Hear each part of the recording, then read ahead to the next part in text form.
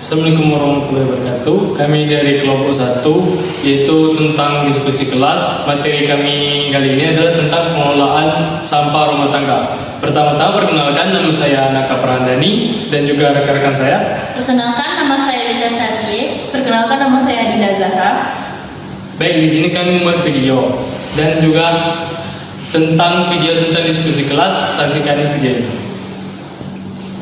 Warahmatullahi wabarakatuh. Waalaikumsalam warahmatullahi wabarakatuh. Selamat siang teman-teman. Siang. Baik, perkenalkan, nama saya Wita Sadie. Di sini saya sebagai moderator. Hari ini kita akan mendiskusikan mengenai pengolahan sampah rumah tangga dan akan diperankan oleh kalian. Di sini kan ada 5 kelompok.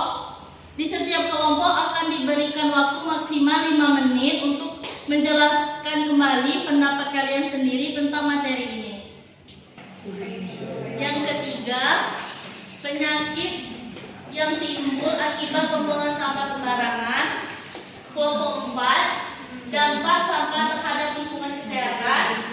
Yang kelima, cara pengolahan sampah yang benar. Itu tadi yang saya bagikan untuk materi yang akan kita diskusikan. Untuk kelompoknya silakan mendiskusikan materi yang saya kasih tadi.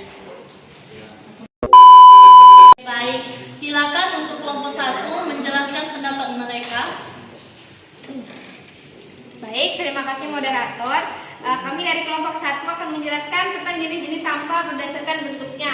Sampah itu dibagi menjadi 3 menurut kami. Yang pertama adalah sampah organik, yaitu sampah yang mudah membusuk, seperti sisa makanan dan juga daun kering. Yang kedua yaitu sampah anorganik, yaitu sampah yang tidak mudah membusuk, seperti plastik, logam dan juga kaca.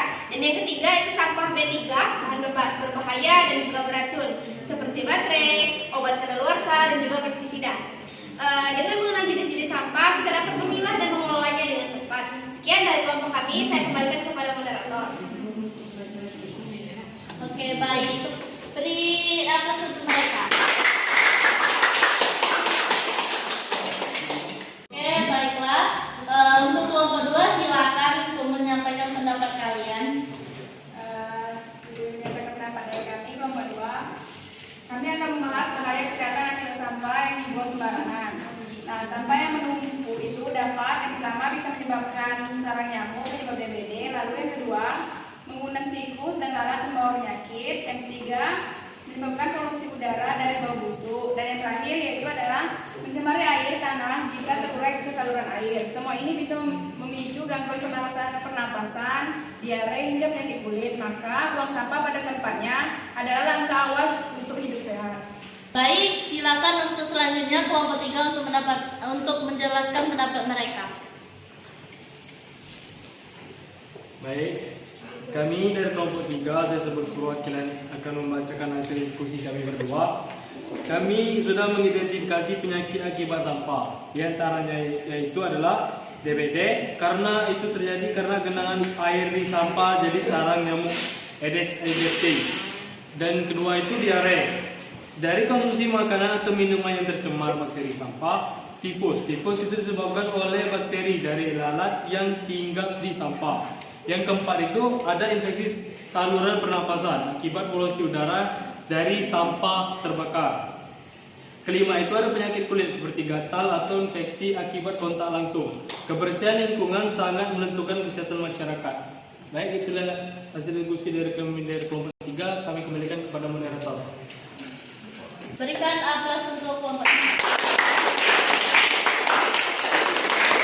Selanjutnya untuk kelompok 4 menjelaskan pendapat mereka tentang materi tadi.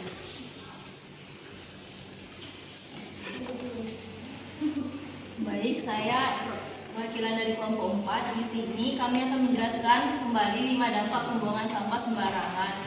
Yang pertama itu air tercemar dikarenakan sampah meresap ke sumber air. Yang kedua, udara tercemar karena bau busuk atau asap dari pembakaran.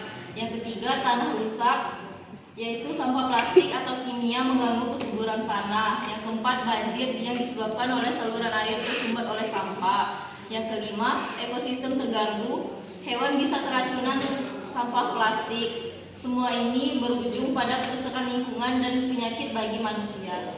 Baik, itulah hasil diskusi kami. Saya kembalikan kepada moderator.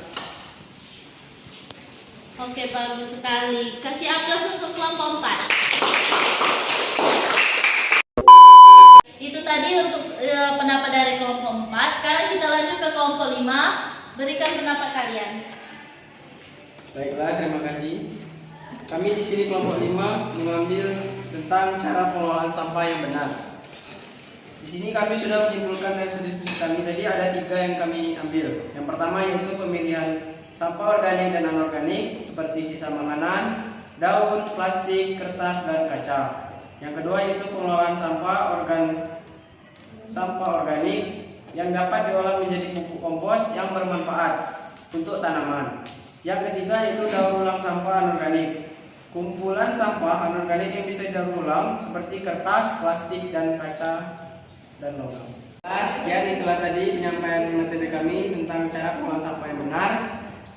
Terima kasih. Kami kembalikan kepada moderator. Terima kasih untuk kelompok 5. Berikan aplaus untuk kelompok 5. Teman-teman, terima kasih kepada semua kelompok telah menjelaskan kembali materi yang telah kita paparkan tadi. Semoga diskusi hari ini bermanfaat untuk kita semua. Beri aplaus dulu untuk semua. Baik, saya akhiri. Wassalamualaikum warahmatullahi wabarakatuh.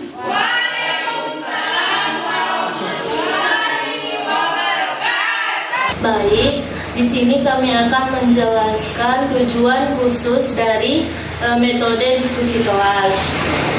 Yang pertama, mahasiswa tingkat 3B dapat memahami pengertian dari metode pembelajaran diskusi kelas dengan tepat setelah mengikuti pembelajaran diskusi kelas, yang dimana metode diskusi kelas adalah metode mengajar yang sangat erat dengan belajar memecahkan masalah. Dan mahasiswa diberi tugas untuk memecahkan suatu masalah dengan cara diskusi kelas.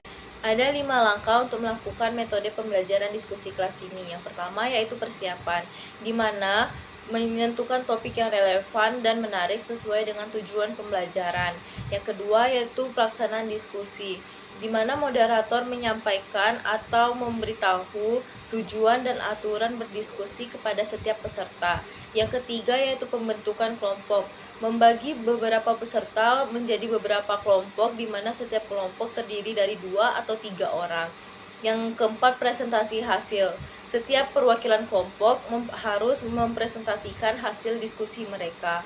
Yang kelima yaitu penutup atau evaluasi. Setiap peserta harus membuat kesimpulan dari hasil diskusi mereka tadi. Baiklah, di sini juga ada tujuan khusus dari metode pembelajaran diskusi kelas. Yang pertama itu meningkatkan keaktifan mahasiswa tingkat 3B. Yang kedua itu adalah mengembangkan keterampilan berpikir kritis mahasiswa tingkat 3B.